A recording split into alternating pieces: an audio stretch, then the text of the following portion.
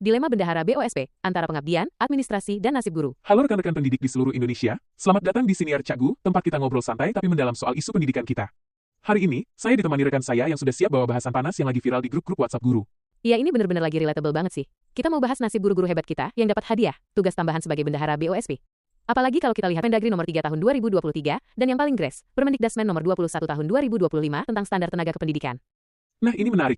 Di Permendagri 3/2023 itu kan diatur panjang lebar soal pengelolaan dana BOSP yang harus tertib, efisien, transparan. Tapi prakteknya di sekolah, siapa yang eksekusi? Kebanyakan dia guru PNS atau PPPK kita kan? Betul banget. Padahal kalau kita baca Permendikdasmen 21 tahun 2025, idealnya ada standar khusus untuk tenaga administrasi sekolah atau tendik. Tapi faktanya, banyak sekolah negeri kita yang krisis tendik.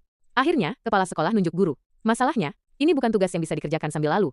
Iya beban administrasinya itu loh.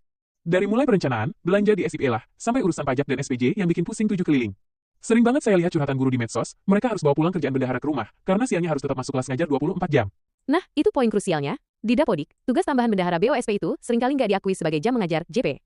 Berbeda dengan tugas tambahan kayak wakil kepala sekolah atau kepala perpustakaan yang bisa konversi jam. Jadi, guru bendahara ini kayak kerja 2 shift. Pagi ngajar full, sore jadi akuntan. Tapi di sistem, statusnya tetap cuma guru biasa. Belum lagi soal insentif kan? Di sekolah negeri, nggak ada itu yang namanya tunjangan jabatan bendahara yang signifikan. Banyak yang bilang jadi bendahara itu nyari penyakit. Tanggung jawab hukumnya besar kalau ada audit BPK atau inspektorat, tapi apresiasi secara finansial atau karier hampir nggak ada. Makanya nggak heran kalau sekarang banyak guru yang perang dingin sama kepala sekolah pas mau ditunjuk jadi bendahara. Ada rasa trauma atau takut. Apalagi kalau mereka melihat rekan sejawatnya yang guru juga tapi nggak ada tugas tambahan gajinya sama, beban pikirannya lebih ringan.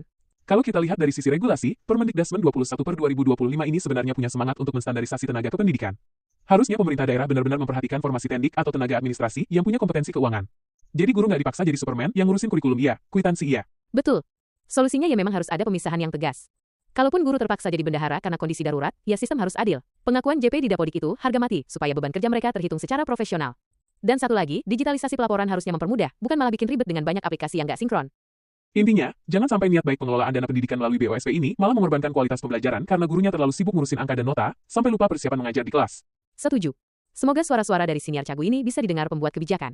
Kita butuh guru yang fokus di kelas, dan kita butuh sistem keuangan sekolah yang dikelola oleh tenaga profesional di bidangnya. Wah, nggak terasa obrolan kita sudah cukup dalam nih. Buat rekan-rekan guru bendahara di luar sana, tetap semangat, jaga integritas, dan jangan lupa jaga kesehatan mental juga ya. Betul, kalian hebat. Oke rekan pendidik, itu saja untuk obrolan kita hari ini. Kita bedah lagi isu-isu lainnya di kesempatan mendatang. Saya pamit, dan rekan saya juga pamit. Sampai jumpa di episode Siniar Cakgu berikutnya. Salam pendidikan.